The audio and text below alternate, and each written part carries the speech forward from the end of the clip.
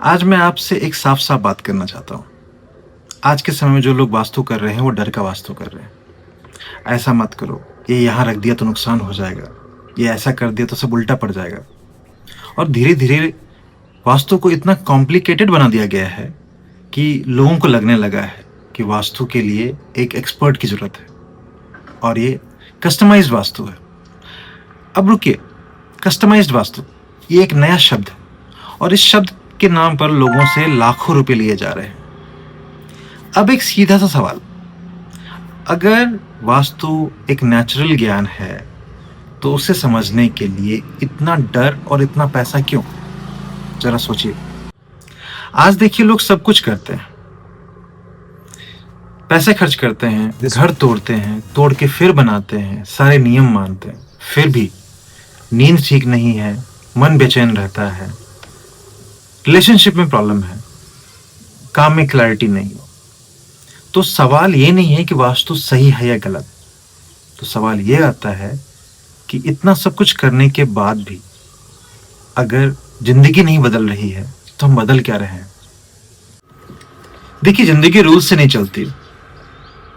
अगर हम हर चीज रूल से करेंगे तो हम इंसान नहीं रहेंगे, हम मशीन बन जाएंगे। और अगर वास्तु इंसान को मशीन बना दे तो वो ज्ञान नहीं है। आज के समय में जितने भी लोग वास्तु कर रहे हैं वो रूल्स रट के वास्तु कर रहे हैं। उन्हें ये भी नहीं पता है कि रूल्स आखिर आए कहां से। और जो लोग कॉन्फिडेंट नहीं रहते हैं वो डर फैलाते हैं। अब असली बात, जब आप किसी जगह पे जाते हो तो पहले आपका दिमाग रिएक्ट नहीं करता, पहले आपका शरीर रिएक्ट करता है। कभी आप खुले मैदान में गए हो, खेतों में, पहाड़ों में, अचानक ऐसा लगता है कि सांस खुल के आ रही है, थकान कम हो गई है, मन शांत हो गया है। आप कुछ सोच नहीं रहे होते पर शरीर में कुछ बदल गया होता है। क्यों?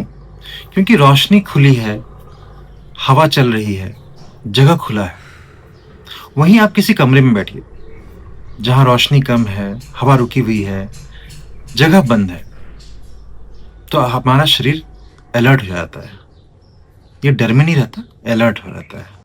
अब एक चीज याद कीजिए, बचपन में हमें अंधेरे से डर लगता था, किसी ने डर सिखाया नहीं था। कोई धर्म नहीं, कोई कहानी नहीं, कोई नियम नहीं। फिर भी जैसे ही अंधेरा हुआ, शरीर टाइट, दिल तेज, सांस उथली। क्यों?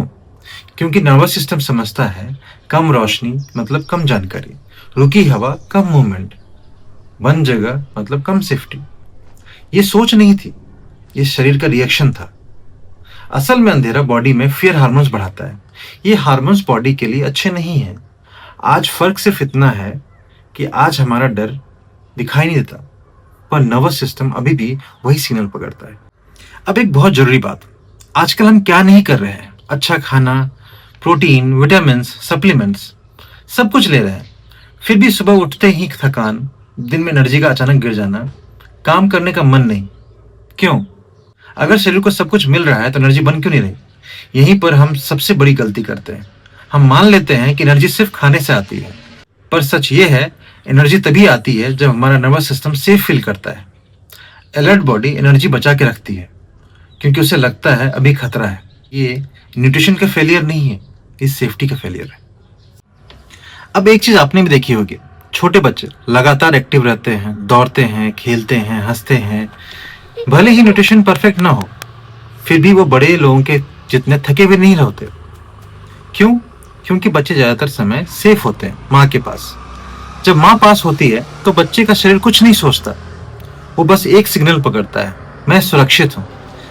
और जैसे ही शरीर सेफ फील करता है वो एनर्जी बचा के नहीं रखता, वो एनर्जी इस्तेमाल करता है। हार्मोन्स अपने आप बैलेंस होने लगते हैं, नींद गहरी होने लगती है, डाइजेशन सहज हो जाता है।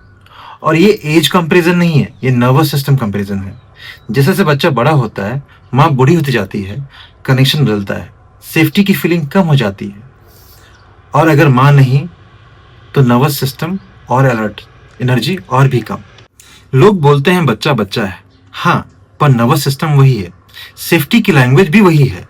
साइंस दिखाती है जब इंसान खुद को भावनात्मक और सामाजिक रूप से सेफ महसूस करता है तो शरीर डिफेंस मोड से बाहर आ जाता है, स्ट्रेस हार्मोन धीमे होने लगते हैं, इम्यून रिस्पॉन्स तक बेहतर हो जाता है। इसलिए कई बार इमोशनल सेफ्टी न्यूट्रिशन से ज़्यादा ताकतवर होती है। अब इसे हम अपने घर से जोड़ते हैं।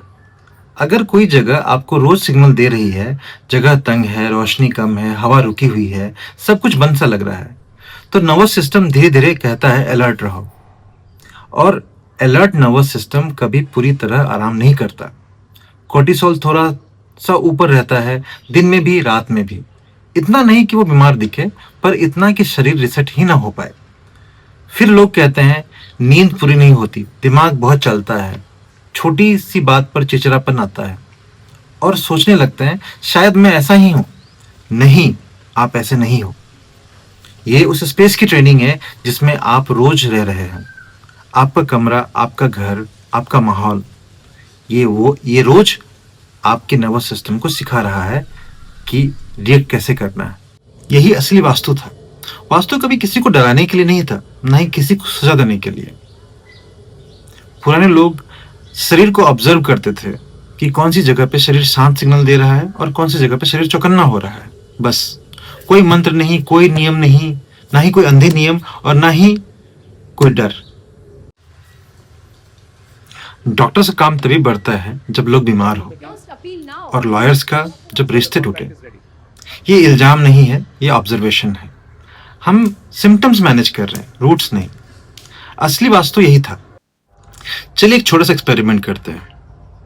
आज या कल अपने घर के 2 हिस्सों में 2-2 मिनट तक बैठकर देखिए। एक जगह जहां पर रोशनी है, हवा है, जगह खुलापन है। दूसरी जगह जहां रोशनी कम है, हवा बंद है और जगह तंग है।